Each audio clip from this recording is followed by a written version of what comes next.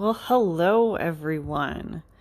I am glad to be back. I hope you all had a Happy New Year, Merry Christmas, Happy Hanukkah, whatever holidays you celebrated. I hope they were fantastic and wonderful. For many of us, it was a year of change, which meant that the holidays were different because maybe there weren't people around that we would have liked to be around. So if you were in that situation, I hope you found at least some silver lining of joy or happiness in the holiday season. So I thought we'd start out the new year with kind of a chatty update on what I'm doing in real estate. It's been a while since we did one of these. I think it's been about like 4 or 5 months, and I've been making a lot of activity and doing a lot of moves. So I thought I would have a conversation about what's going on in my real estate investing world. And then next week, we'll just dive into some regularly scheduled programs. I do have a Q&A coming up. So I'm going to be doing a Q&A on the next episode of the podcast. So far, I've got 3 very good questions that I'm looking forward to answering. I'm going to scroll through some of my Instagram DMs as well to find some more. If you have any questions that you want to be featured in the podcast next week, please hit me up over on Instagram at landlordchick. That is probably the easiest way to find me. I'm also working on upping my Instagram presence because I've never really been sure of what to do with that, which I'm going to get into in my update here. So without further ado, let's get started.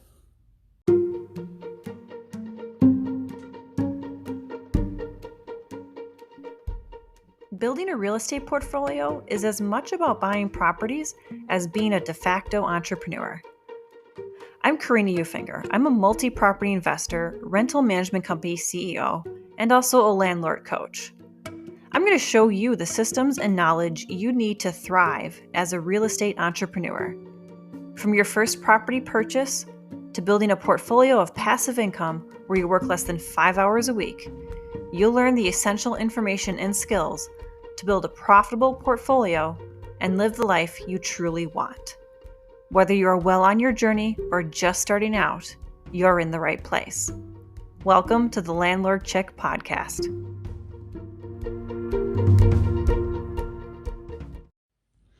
So first, I do want to say that I am recording this on my phone again because when I am recording this, I'm actually not at home. So I didn't bring my mic or anything like that, but I wanted to get this recorded, so we're back to the old school phone recording.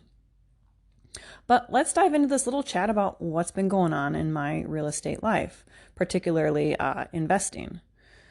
So for starters, I am getting hard and heavy into purchasing new properties. My goal for 2022 is actually to purchase 6 properties. 6 units is what I'm saying to myself. They're likely going to be duplexes because those are what's most prevalent on the market. It's what I can most easily arrange financing for, and I kind of feel like it's the biggest bang for my buck right now. And those of you that have listened to me for a while, you're probably like, well, wait a minute. You said you don't like duplexes. Well, I don't, but sometimes when that's what's on the market, that's what you buy because it's not like you're going to turn away a silver horse because you're looking for the golden one. I mean, hopefully you don't, but so there's duplexes on the market. I'm looking at duplexes. You know, this is I just got to the point where I realized I used to be a person that was envied by some of my peers because they were just getting started and they're like, "Oh my gosh, you have 12 units already and you did that in now 8 years." I'm like, man, that's so great. And now I recently realized that these people that used to admire me for the portfolio I have now have portfolios larger than me. And that was kind of a wake-up call. I really learned that in the fall of last year. So that was when I decided, you know what, with everything that sort of got reorganized in my life, I'm going to go hard and fast into committing to buying more properties. So in November and December, I went and toured a lot of properties. As a realtor now, it's really easy because I have access to the MLS. I can get showings without having a realtor other than myself. So I really have found that to be a big asset. And now I can kind of see why people say that if you're an active investor, it really makes sense to become a realtor. And this is even really considering the financial aspect of it, that you can ask to collect commission, a sort of payment for yourself. Like that's kind of like a no-brainer. But yet I've got to say, from my standpoint of just being able to arrange my own showings and being able to interact with the realtors directly, it's not as daunting as I thought it would be. And I've really kind of begun to understand that, yeah, if you're an active investor that's buying, I'd say even, 2 properties a year, 3 properties a year, or maybe you're someone who might help friends sell on a very low key basis or buy on a low key basis, I think it's totally worth getting your realtor's license. Now, obviously, I'm making this based on like assumptions of dues and licensing fees in whatever state you may be in. Wisconsin is relatively inexpensive for these things. If you're in a state like California or New York, or maybe it's more difficult and it's also very expensive, I would totally understand if you're like, yeah, no, that's not correct. But personally, here in Wisconsin, I found it to be a real big asset. Now, I am focusing on a certain area of the state. So I'm actually focusing in the county that I live in, and then as well the county that is sort of adjacent to it where I'm already investing. And I'm even opening myself up to investing in the town that I live in. Years ago, before I started this podcast, I used to say that I hated that because I didn't want to have to like be reminded of my rental properties as I drove through town, things like that. So I always said I would never do that. But yet I'm realizing that, number one, I live in a market that is quickly becoming an opportunity market. So it seems kind of silly to kind of disregard it just because I live there.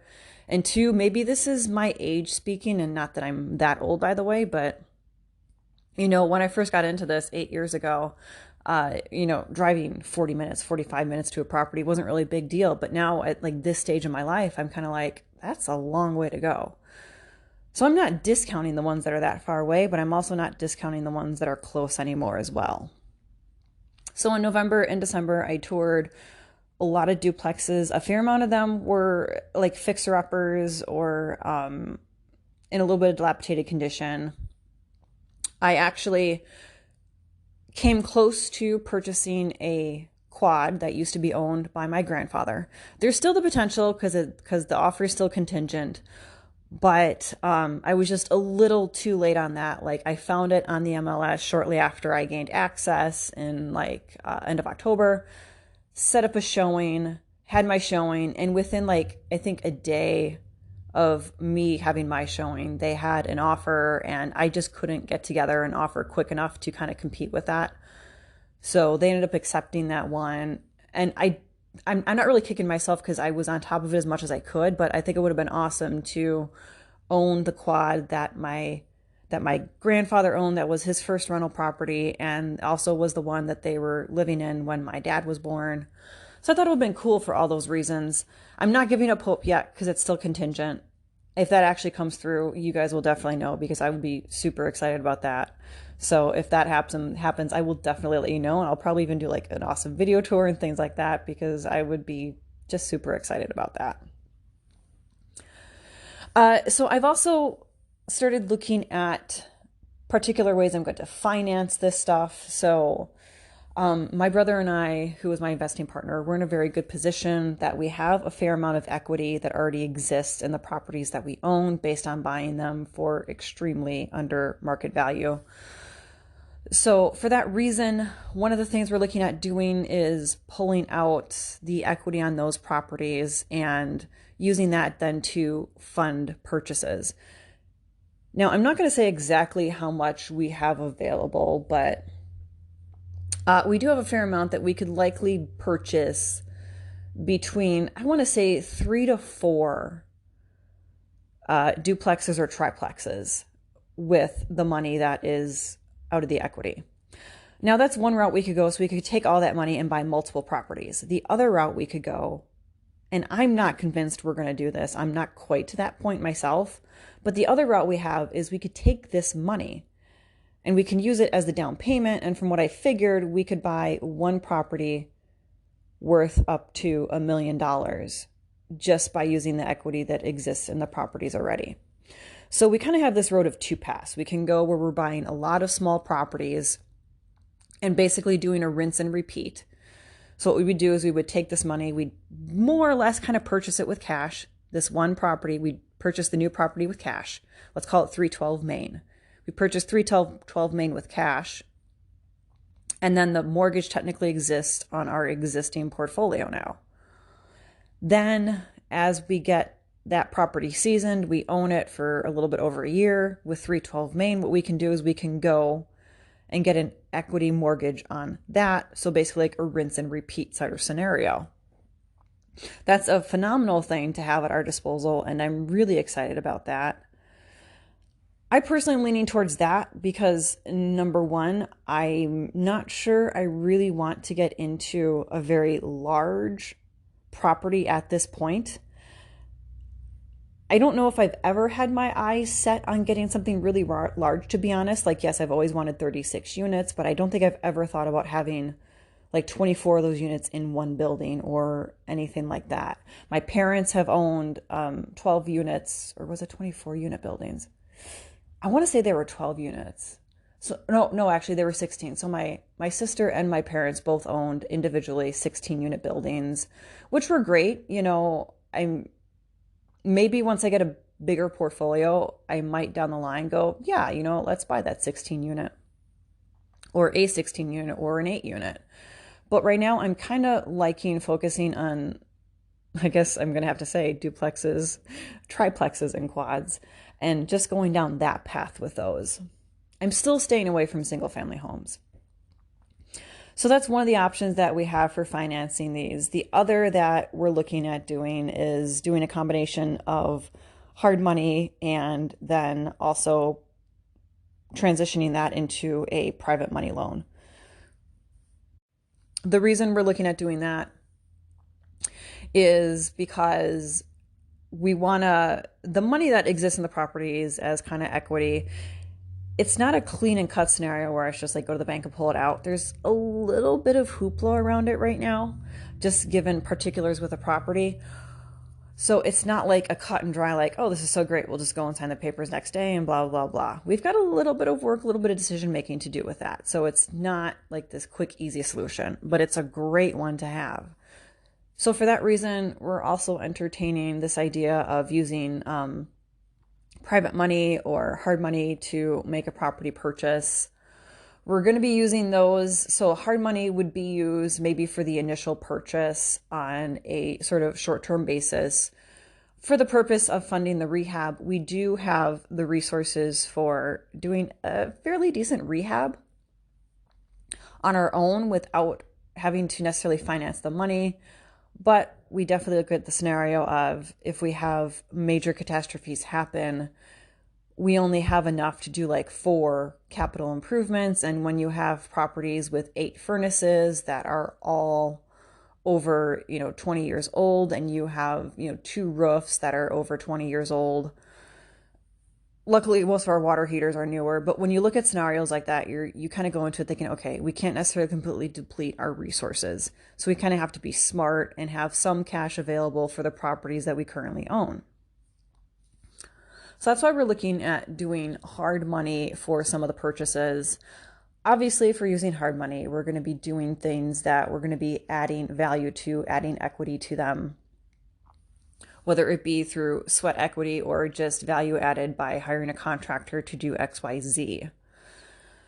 Then the ultimate goal would be with that property, obviously, after I'd say 6 to 8 months would be to finance out of that hard money and then move it over into either a private money loan or into a traditional loan, depending on our scenario at the time and what we do with the equity that already exists and getting a loan like that. But that would be one of the scenarios that we're looking at doing. The other one that I have on the stove, and I feel really fortunate to have this, is I actually found a property off of the MLS that is offering seller financing. This is extremely rare. When I looked at the MLS through the course of the entire last year for Wisconsin, there were only 1,500 properties that offered seller financing. So I feel really lucky that I was able to find one on the MLS that offered it. And it's definitely I can see why they're offering seller financing. One of the properties needs a bit of work. It's fully vacant. It definitely needs some TLC and some attention. The other one is actually in decent shape. It's fully rented, but it kind of comes as a package deal, and it's sort of sweetening the deal for buying the other one. So there's a strong potential that we will do the seller financing deal for those. Most of that would come down to whether or not we choose to fund the rehab ourselves. We could obviously use a hard money lender just for the rehab expenses. That's obviously absolutely a totally cool scenario. That probably would be the way that we would end up going, is using the seller financing for both properties in the deal, and then using hard money for doing the work on the not so great property. The not so great property, it's not necessarily something where you need extensive work done to rent it right off the bat. You definitely need to do some drywall work. You need to do some flooring. One of them, you definitely probably need to do kitchen cabinets and countertops, but generally speaking, it's not too awful. There is an active pipe leak in the basement, which obviously needs to be addressed. But it's something that I'm not necessarily deterred from. And generally speaking, I am deterred from large rehabs right now on my own time and my own portfolio, only because I'm still a little bit skeptical of how much money we might need for our other properties yet, given what I said earlier, the furnaces and then the roofs, things like that. The other avenue that we tried to go down this year was participating in a real estate auction.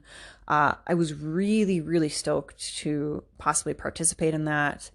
I was making arrangements with the hard money lender so we could close with, cash on quote unquote, and participate in that. But I was really disappointed that about 4 days before the real estate auction, it was pulled because the seller accepted an offer on the properties. And I'm kind of thinking, well, if I had known they would have taken offers, I would have probably put together an offer on at least 2 of them, if not 3 of them. So I do feel kind of gypped that that wasn't made clear that offers were able to be submitted, because I would have liked the opportunity to do that. And I do have to say, from the tenant perspective, I feel bad for those people, because they had to open up their homes to complete strangers 2 Saturdays in a row, and they had, I would say, probably close to 100 people traipsing through their units every weekend that they were open. And it's just got to be a really weird feeling to be that tenant, because you don't know, are you going to be living there in a month? What are these new landlords going to do with you? You've got to do certain things to make your apartment look good. You've got to have all these guests in there, and then of course, there's COVID going on, and in one of the places we were required to wear masks. So I can understand that maybe they have some sort of condition going on. They don't want to get COVID or have COVID in the home. So I really felt bad for the tenants in that scenario, especially to have it all end up being where there was one offer that was submitted and they took the offer. So I'm not completely jaded on auctions, but I'm glad I had the experience. And now I know that if I want to do a real estate auction, I can go to this hard money lender. I'll be able to bid on them. I'll know kind of the procedure as far as like going, we were actually really lucky. I know most real estate auctions, you don't get the opportunity to look through them. And that's what actually made this attractive to me, was that we were going to have the opportunity to actually tour the properties. I can honestly say, I don't think I would do a real estate auction where you can't tour the property. So this is not something where it's going to be this whole new avenue that I'm going to be totally engrossed in, because the majority of auctions, you don't get the opportunity to tour. But I'm glad I found this one. I feel a little bit more comfortable with the idea of how an auction functions, how I can participate in it. But unfortunately, it just didn't really pan out. And I think in the future, it's going to be slim, just because I really do want to be able to tour the properties or something before bidding, which again is extremely, extremely rare. So other than that, in my real estate investing portfolio, let's get back to my existing portfolio. We did have one of those surprises. So we ended up having to replace a full roof on a second story that was not in the plan for this year. The plan for the roofs this year was to finish up the building we had already started. But, we turned out this one was losing a lot of shingles, to the point that every time we mowed the lawn, we were probably picking up like 4 or 5 shingles off the lawn. So it really desperately needed to be done. So we went ahead and got that roof done. And shortly after that, we had what is probably the most disgusting scenario I've ever had as a landlord. So we have a very interesting quad where one portion of it is upper lower, and then the other 2 units are side by side and attached to the upper lower portion. Well, the lower portion, luckily was vacant at the time because it's one that I recently decided to do a major rehab to update it. But anyway, I went into the vacant unit one time when we were going over to one of the other units in the quad to replace a water heater, and I just didn't want to go in the guy's unit, so I went over to the vacant. And I was in there, and I'm like, what is that smell? I'm going around in the kitchen. I don't see anything in the kitchen sink. I look in the first bathroom. I don't see anything. Like, what the heck is going on? And then I get to the second bathroom. And at first I wasn't sure what it was, but then it dawned on me. There was literally dried and wet feces, like mollified, liquefied feces, all over the vanity, all over the floor. It had come through the ceiling from the upper unit and just was constantly coming down there every single time they flushed the toilet. Like I said, I have very rarely ever been so disgusted in my real estate career. This was by far the most disgusting thing, especially considering the fact that I knew I was going to be the one cleaning it up. Now you might be wondering what in the heck caused this. And I honestly could not believe that this caused this. So about like 2 years ago, we had a pipe leak in the area right above that lower vanity, or the lower unit bathroom vanity. We had gotten it fixed and everything was hunky-dory. So when I went in there, I honestly thought that there was some other pipe issue that was going on, and now it was happening with the toilet. So I called out a plumber.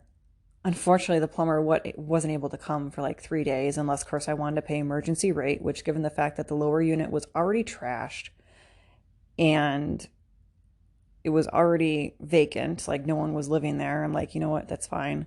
We'll just go ahead and wait the 3 days. So the plumber came and he found out that it wasn't anything plumbing related. The toilet upstairs was very, very clogged with something. And so basically what happened is every time that tenant flushed their toilet, instead of actually going down the pipe, water finds the place of least resistance. It was going around the wax ring, around the flange, and it was just going straight down into the lower unit. So I got the routing company out there, and boy, it took them quite a bit to route it out. And once they finally did, they discovered that it was flushable wipes were the culprit, and there was a huge clog of them. Now, I'm not entirely sure how long this had been going on, where feces was literally draining from the top unit to the lower unit, because I think the last time I'd been in that unit, other than when we were replacing the water heater in the occupied one, I think last time I was in that unit, it was about maybe 2.5, about 2.5 weeks. The smell wasn't really that bad then, so I'm not really thinking that it was actually going on at that point. But there's a huge clog of flushable wipes. Now, I know about flushable wipes. I know that even if they say they're flushable, they're not flushable. Believe me, it's in my lease that you cannot flush any sort of wipes down the toilet. Completely clear in there. But you can't control what tenants do. So anyway, that was the culprit of this situation. So now what was originally not necessarily going to be a bathroom remodel has definitely turned into a bathroom remodel of new flooring, new vanity, new mirror, a new sink. We were already doing the tub surround in there, so that really wasn't a big deal, and that didn't get feces on it anyway, but that was just a really unfortunate scenario that I didn't want. Of course, there's drywall work that's going to have to be replaced. And there's going to be woodwork as well, woodwork trim that needs to be replaced. Sorry, I paused there because there was a snowplow going by doing something very, very loud.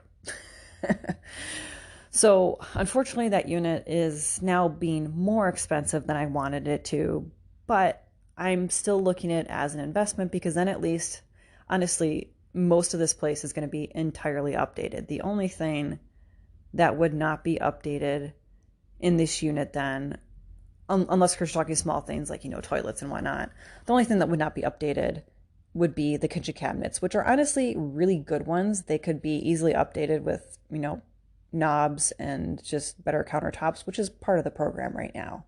So I'm not completely like insanely upset that I'm having to do this right now. I'm kind of seeing the silver lining in it. Believe me, the tenant is being asked to, or is being told to remove themselves from the premises because this is actually the second time that they've damaged the lower unit. The first time was when they put in a window AC and didn't tip it properly. And I do actually ban window ACs for this exact reason. They're welcome to have room air conditioners, but I do not allow window air conditioners because if they're not installed properly, what happens is they drain basically into the unit, down the windowsill, and then if it's an upper unit, it drains into the unit beneath it.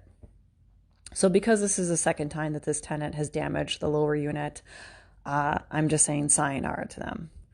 So I'm going to have another vacancy. It's not going to be too big of a turnover. I'm probably not going to update that one very much. I'm probably going to do new kitchen flooring because I should have done it last time. And I think I'll have to do carpet up there because I also kind of limped that carpet along last time and I really probably technically shouldn't have. But I'm going to do LVP. That was actually another conversation point here. We did decide that we are not doing carpet anymore. We're doing LVP. With the exception of stairways, those will be carpet just because it's significantly less expensive and it's the only carpet we would have in a unit. And we don't have that many stairs, to be honest. We only have like 2 sets of stairs that are carpeted because everything else is just like a single story unit. But we're switching over to LVP, so anything from now on that we're doing that is carpet is going to be LVP. I'm still not on board with LVP in kitchens and bathrooms. I don't know if I'll ever get there. Maybe it's just a weird like visual thing, but I just can't go over the fact that it's completely waterproof and it's completely safe to have in a water source room, like a kitchen or a bathroom. This is totally my own thing in my head, but I just can't get over that. So my brother and I have compromised. We're doing LVP in the carpet areas. So I'm kind of excited to start seeing that transformation as well. Wow, and just like that, 25 minutes have gone by in this rather chatty update. But to kind of bring it full circle, as I said, I'm looking to purchase 6 units in 2022. I'm not going to say if, because I'm going to buy the seller financing that comes with 4 units. I already have my 4, so I just need additional 2. I already have another duplex picked out for the other 2, so I just need to get financing secured for that duplex, and then we'll basically have met my goal for 6 units in the year, and we'll have met that without using that equity that we can pull in the existing properties. So there's the strong potential for this to completely blow up for me this year. It is technically 2022. I had to think, when am I recording this? So there's a strong potential that this will absolutely blow up for me in 2022. I'm really excited for that because we could buy these 6 units that I already have earmarked, and then we can pull out our equity. And we can go and purchase like an additional, let's say 3 buildings, two units each, so that could be an additional 6. And then we could probably be in the position to rinse and repeat and buy more properties with existing equity we have within probably, I would say, August of 2023, which would be phenomenal. All right, guys, thank you for listening to this chatty update. I know you guys like hearing some of the things that I'm doing and what I'm kind of entertaining with real estate, and I don't tend to incorporate that too much into the regular podcasts. So a chatty episode like this, I think, is good every once in a while. So I hope you enjoyed it, and we will return to our regularly scheduled program next week with a Q&A. As always, guys, hit me over on Instagram at LandlordChick. Feel free to hit me up on Anchor Podcasts. That's what I use to actually record these and send them out. You can also find me on Bigger Pockets if you search for Karina Ufinger. Find me over there. And I will see you guys next week. Have a great one.